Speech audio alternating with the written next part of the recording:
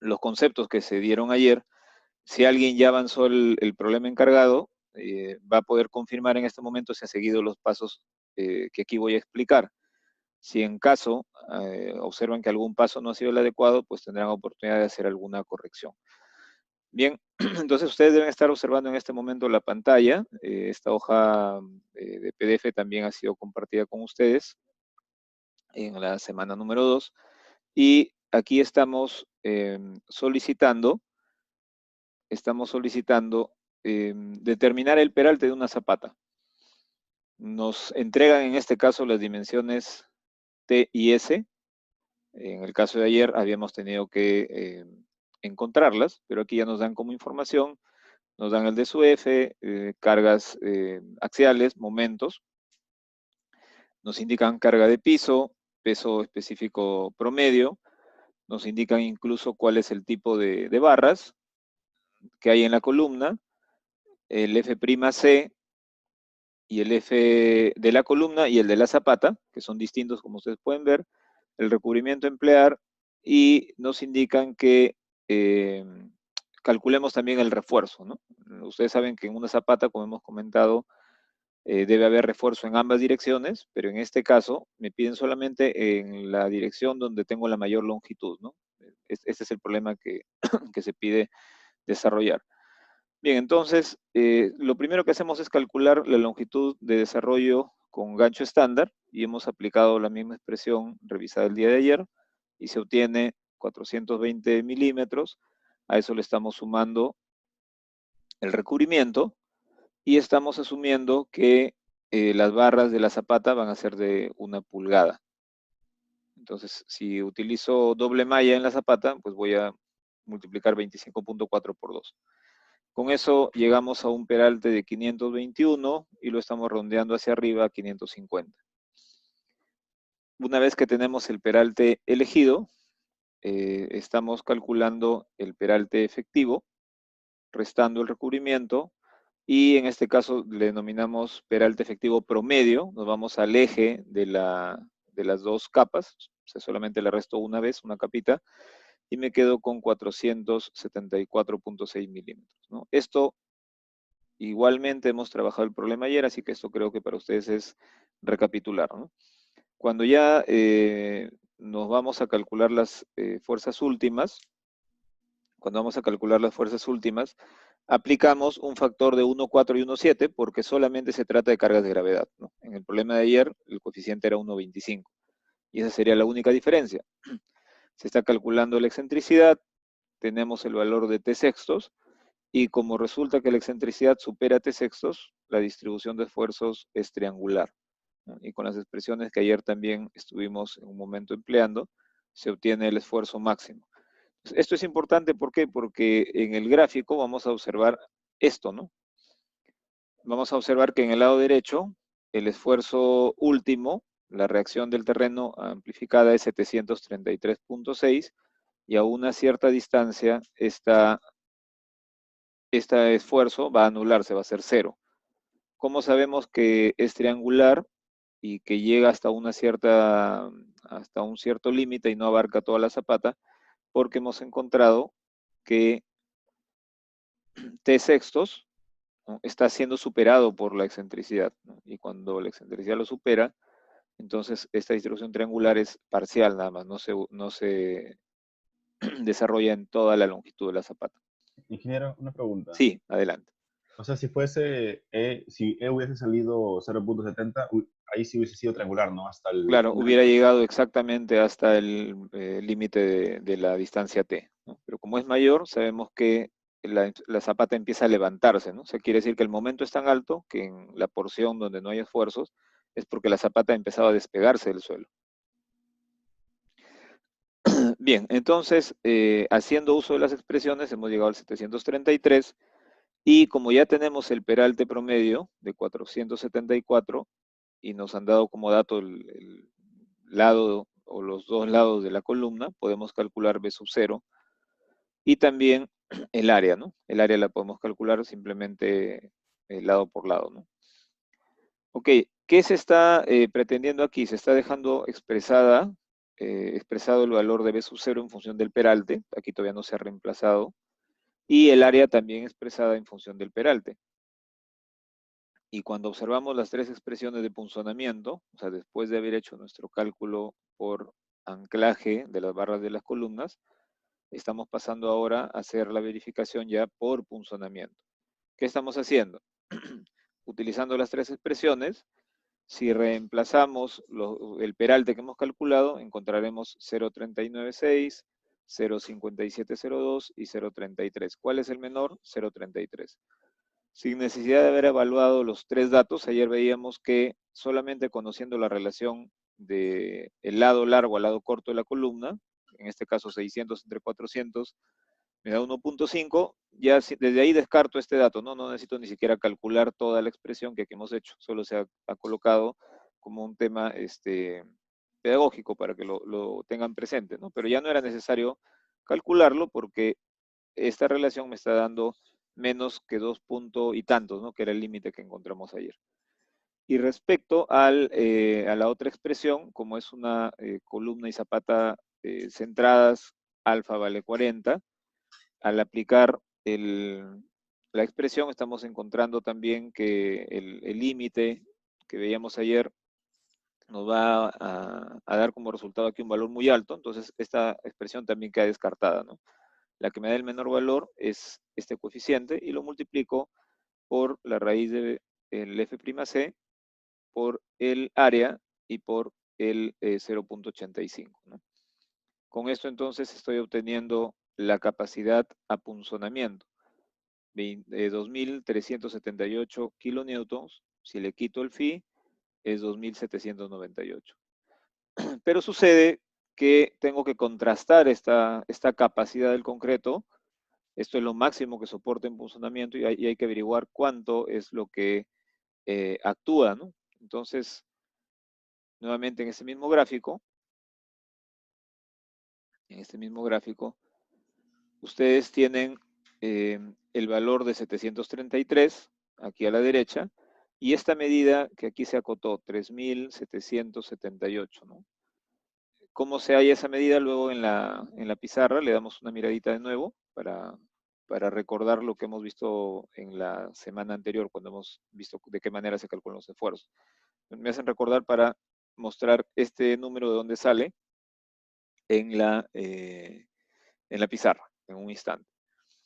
Bien, entonces si ustedes conocen un triángulo con base 3.778 y con esfuerzo en el extremo de 733, pueden calcular los esfuerzos en cualquier punto. Por ejemplo, a D medios, si conocen cuánto vale D medios, pueden averiguar esto que aparece en color verde, que es 430, simplemente por relación de triángulos.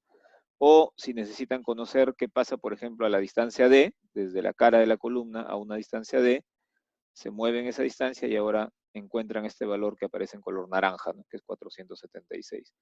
Y cuando quieran diseñar por flexión, no les interesa ninguno de los anteriores, sino el esfuerzo en la cara, ¿no? Entonces, en la cara de la columna el esfuerzo es 384. Entonces, necesitamos, en este caso que estamos analizando punzonamiento, necesitamos el esfuerzo en el lado derecho, aquí a D medios, en este límite, que es el color verde, y al lado izquierdo también, me voy al lado izquierdo y encuentro que por aquí también hay un esfuerzo, que aquí aparece en color verde con 221. Ok, entonces voy a dejar que vaya cargando aquí algo para poder luego compartir. Entonces, estos esfuerzos, cualquiera de ellos lo van a calcular simplemente por semejanza de triángulo, ¿no? Porque se trata aquí de una figura en donde tienen la información suficiente. Entonces, vamos a pensar en el punzonamiento. Aquí es 430 y por este lado 221. 430 y 221. Ahí están los dos datos, el 430 y el 221.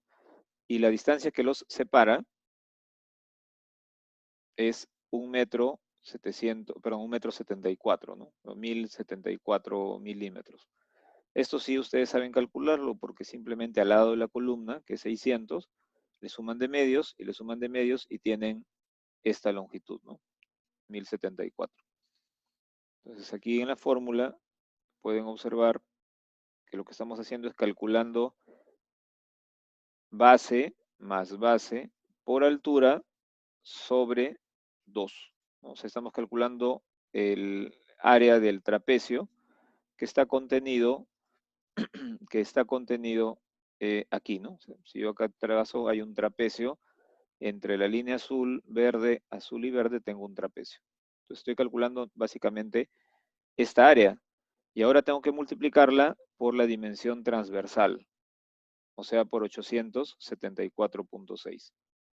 Por 874.6 es el otro dato que ustedes tienen aquí, 874.6, ¿no? Todo lo estamos trabajando en metros y en kilopascales. Entonces he encontrado la fuerza FU, que como digo, en un ratito hacemos un esquema complementario en la pizarra para aclarar. Al realizar la resta, encontramos que la fuerza actuante es 3088, ustedes ven que es una fuerza bastante amplia, y el concreto solamente resiste 2378. Entonces, el peralte que sí nos cumplía para longitud de gancho estándar, este peralte que calculamos total 550 y cuyo peralte promedio es 474, no es suficiente para soportar punzonamiento. Entonces, ¿qué deberíamos hacer? Una manera es empezar a tantear, ¿no? De 550 que obtuve por aquí, perdón, lo voy a marcar, de 550 que fue el primer dato que encontré, que era, como vuelvo a repetir, por anclaje.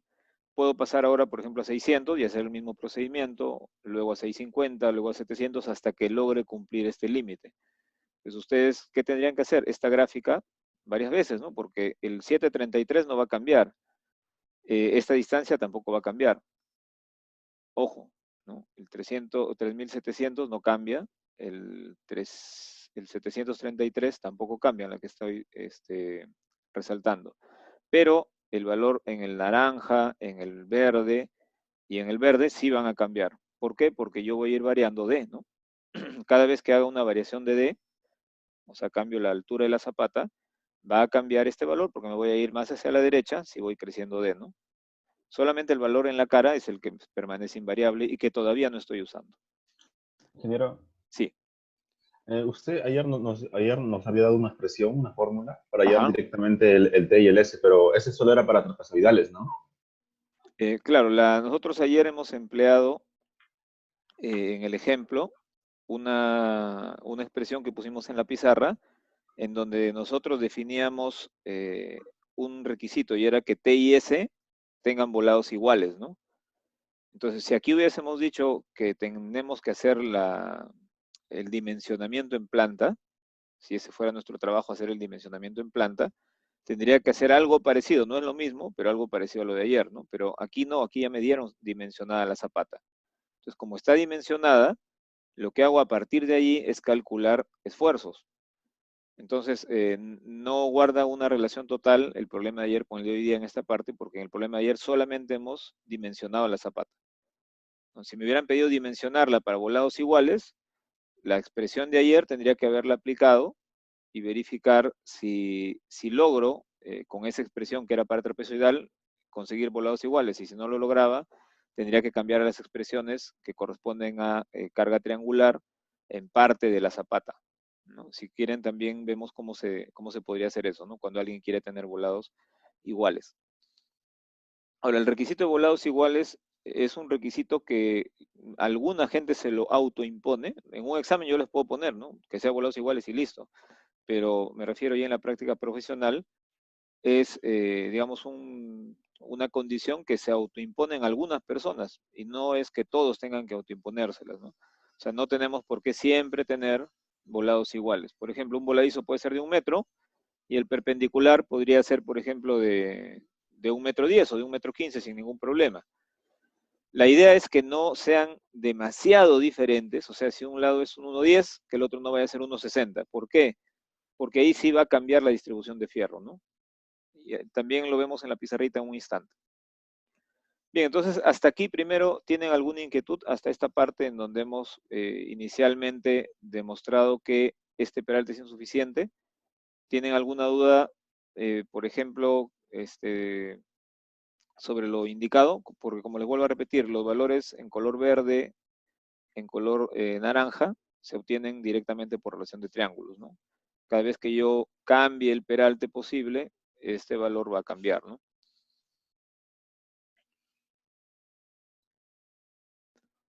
Bien, entonces, como no me pasó con los 550, estoy haciendo un segundo tanteo. Estoy trabajando con 600 milímetros. O sea, cambio mi peralte a 600, el total, determino el peralte efectivo promedio, ¿no? Restando el recubrimiento, una de las barras de pulgada supuesta en la planta, y después de hacer este mismo esquema y aplicar estas mismas expresiones, encuentro que el cortante que actuaba, recuerden ustedes, perdón, que resistía el concreto era 2300, pero ojo, en este cortante, ¿quién estaba actuando? Estaba D, ¿no? O sea, lo que el concreto resistía antes, 2300, también va a cambiar. ¿Por qué? Porque estoy variando D, ¿no? Al variar D, aumenta sub cero, y si aumenta sub cero, también la capacidad del concreto va a aumentar. Entonces, cuando hago esa primer cambio a 600 milímetros, el nuevo FIBC es este, y el nuevo BU es el que tienen aquí. Todavía no pasa, ¿no? Sigue sin pasar por punzonamiento. Entonces se ha hecho un último tanteo ya con 650, y el cortante del concreto aumentó todavía más porque estoy mejorando su peralte, y el BU sigue disminuyendo, ¿no? Cada vez va disminuyendo. Y ahora sí, 3175 es mayor que 3022. Ya pasó por punzonamiento, me falta verificar por cortante y diseñar por flexión. ¿Hasta aquí alguna inquietud? Todo correcto. Bien. Para efectos del momento flector, yo lo podría calcular ya, porque eso, como digo, no va a variar, ¿no? O sea, el momento flector siempre lo voy a calcular aquí en la cara. Independientemente del peralte que yo defina para mi zapata, el momento flector va a ser el mismo. La resistencia a momento flector o el área de cero sí va a cambiar, por eso no estoy haciendo, solo estoy calculando el momento último nada más. Entonces, ustedes que tienen aquí tienen un trapecio, ¿no? Un trapecio formado por esta vertical de 733, por esta vertical de 384.1 y por la línea azul y esta otra línea inclinada azul. Entonces tienen que calcular la fuerza concentrada que provoca este trapecio, sería la línea azul, ¿no? La flecha en color azul, su brazo de palanca, desde X hasta la cara de la columna, y multiplicar fuerza por distancia, y eso es todo, ¿no? Ese es el momento flector, es lo que hemos hecho aquí. Pero para simplificar hemos dividido, ¿no? Hemos dividido en un rectángulo y en un triángulo. Acá les voy a compartir. ¿Se puede observar en este momento el CAT? Sí, ingeniero. Sí, ingeniero. Sí, sí. Ya, entonces...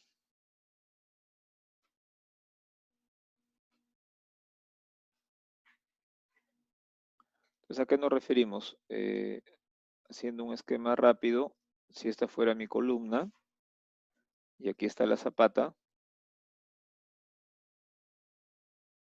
tenemos un diagrama de esfuerzos que tiene esta forma. Entonces, a mí lo que me interesa averiguar es cuánto vale el momento en la sección crítica. Entonces necesito conocer, creo que este color, necesito conocer estos valores, y lo hago pues haciendo o dividiendo al trapecio en dos figuras, ¿no? Una figura es este rectángulo, entonces del rectángulo voy a obtener una carga, simplemente será base por altura, y del triángulo que queda abajo voy a obtener otra carga. Para el rectángulo, seguimos repasando aquí un poco estática, voy a tener simplemente la mitad de lado, ¿no?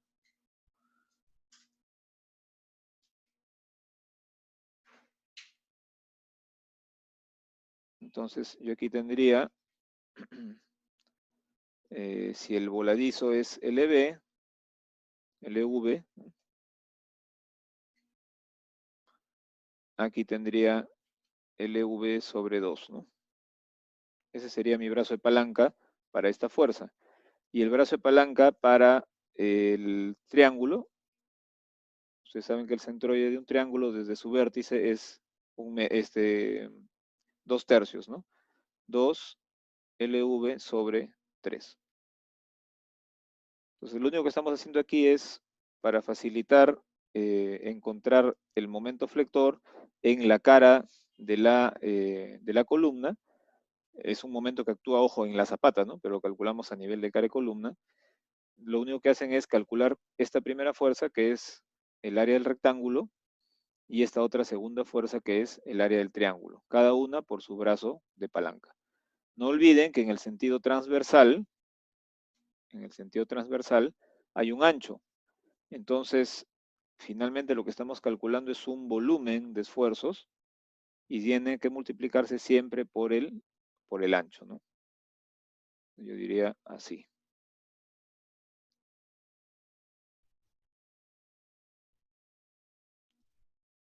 El ancho en este sentido es para nosotros S mayúscula, ¿no? Y en esta dirección la longitud es T. Entonces, cuando calculen van a hacer base por altura y por todo el ancho y tendrán la fuerza, aquí la pondré pues de color rojo, y abajo será también base del triángulo por altura y por el ancho S y tendrán esta otra fuerza de color blanco, ¿no? Cada una por su brazo de palanca y tendrían entonces el momento flector en la cara. Ahora regresamos al problemita. Miren, estamos haciendo eso. 384, aquí está, por el voladizo. ¿Cuánto mide el voladizo completo? Este voladizo mide 1,80 m. Entonces, por 1,80 m y por su brazo de palanca, que es la mitad de 1,80 m, ¿no? Entonces, por 1,80 m al cuadrado sobre 2. Más, ahora necesito lo que me queda aquí del triangulito, es decir, 733 menos 384. Esta es la altura del triángulo, por siempre 1,80 m entre 2, sería el área, y por 2 tercios de 1,80 m. Con eso encuentran el momento flector. Como digo, esto es básicamente estática y en el caso de una viga, perdón, de una zapata aislada es bastante sencillo, ¿no? Independientemente que la carga sea uniforme o como en este caso triangular. Hasta aquí, ¿alguna consulta?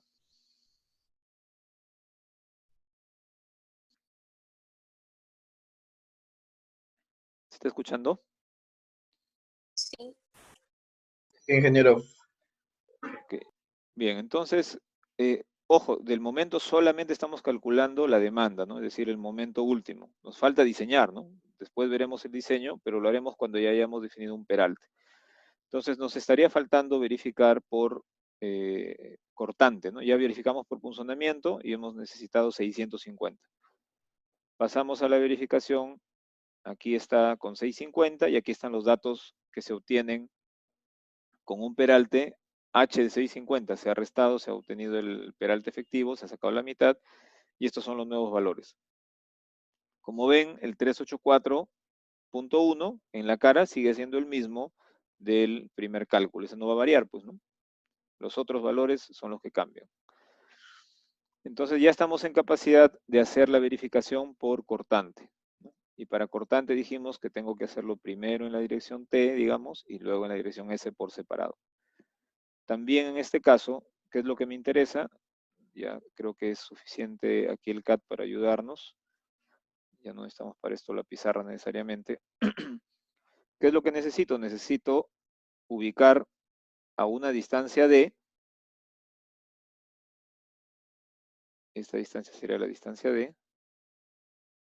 Sería el D promedio. ¿Cuánto vale el esfuerzo, ¿no? Entonces, en ese lugar, si yo ya tengo mi diagrama de esfuerzos por relación de triángulos, determino, ahora vamos a ponerle otro color, este esfuerzo de color magenta. Eso es lo que estamos haciendo. Esto lo voy a sacar a un lado, todavía no lo necesito. Y este volado se puede quedar ahí, que no lo voy a usar. Ya está, entonces ahora lo que me está interesando es de la línea magenta hacia la derecha, ¿no? O sea, ¿cuál es el cortante que actúa a una distancia D desde la cara del apoyo? O sea, la sección crítica que va a cortarse es la que he colocado en color cian, ¿no? O sea, esta es la porción de concreto que podría cortarse. ¿Cuál es la fuerza cortante que actúa allí? Bueno, es el resultado de este trapecio que está quedando hacia la derecha. Nuevamente, para ese trapecio, yo puedo calcular el área de esta figura, ¿no? Entonces, lo puedo hacer de dos maneras, ¿no? Calculo el área del rectángulo, calculo el área del triángulo y luego lo sumo. Aquí no me interesa brazo de palanca, ojo, porque solo voy a calcular cortante. O sea, los brazos de palanca para este caso no me interesan. O calculo directamente el área, ¿no? Base más base por altura sobre 2, un trapecio. Estos datos son los que tenemos en el problemita, ¿no? Estos dos esfuerzos, el extremo que ya lo conocemos y este que sale por relación de triángulos. Aquí está 733 y 495. O sea, el que aparece en color naranja se ha detectado como partiendo de la cara a una distancia D. Entonces, básicamente, este es el trapecio del cual necesitamos calcular las cargas, ¿no? El área y por el ancho. Entonces, tienen que conocer cuál es esta distancia, ¿no? Esta distancia sería la longitud del volado menos LB, perdón, menos el peralte, ¿no? El volado es 1800, ¿no? Y el peralte debe ser como 550 por ahí, ¿no? Si esto es 650, más o menos 550, ¿no? Pero lo podemos verificar. Entonces estamos calculando aquí el área del trapecio, miren. El 495, aquí está, más el 733, o sea, estamos diciendo base menor más base mayor, por la altura, es decir, esta distancia, que hemos dicho es la longitud del volado menos el peralte. Aquí está, la longitud del volado menos el peralte. Base más base por altura sobre 2. ¿Por qué 1000? Porque esto está en milímetros, estoy pasando a metros, ¿no? Y todo por el ancho S, ¿no? El ancho S es 2450, aquí está. Entonces la fuerza cortante resulta 1845. ¿Cuánto resiste el concreto? Voy a regresar rapidito acá. ¿Cuánto resiste el concreto? Lo que necesito es conocer el área que va a cortarse. El área que va a cortarse es esta que estoy marcando en cian. El área que va a cortarse es el peralte efectivo por S. Ese es el área, es nada más que eso, ¿no? Es el peralte efectivo por S. Es la única área que se opone a que la zapata se corte. Entonces aquí está. S y el peralte, ¿no? Ese es el área. ¿Por cuánto? Por 0,17 raíz de F'C y por Phi, ¿no? Phi 0,17 raíz de F'C por el área.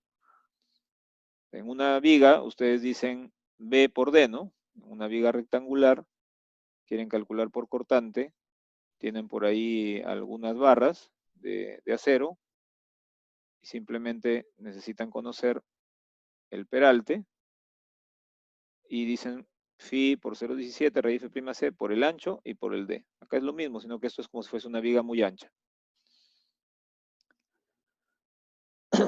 Entonces se hizo el cálculo y vemos, resiste 900 y actúa 1800, el doble, no puede pasar.